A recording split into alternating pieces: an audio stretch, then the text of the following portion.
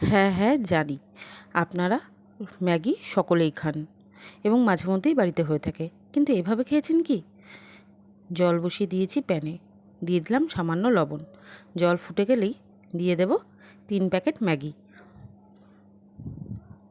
এবার পাক্কা 2 মিনিট, 2 মিনিটের বেশি কিন্তু 1 সেকেন্ডও না, 2 মিনিট ফুটিয়ে নামিয়ে নেব।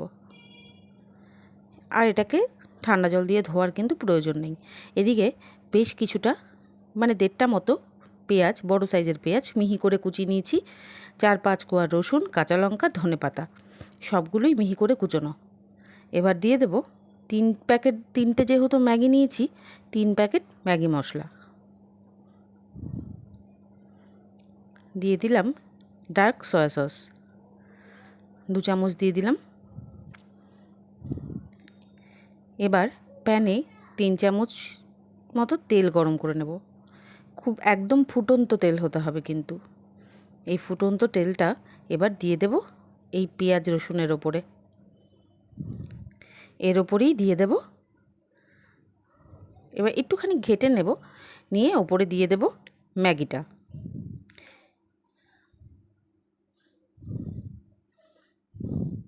এবার ম্যাগিটা এর সঙ্গে মিক্স করব।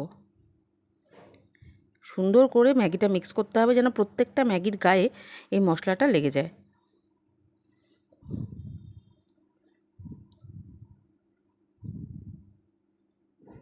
ভালো করে মিক্স করে লাস্টে 1 ফালি লেবু এর ওপর চিপে দেব।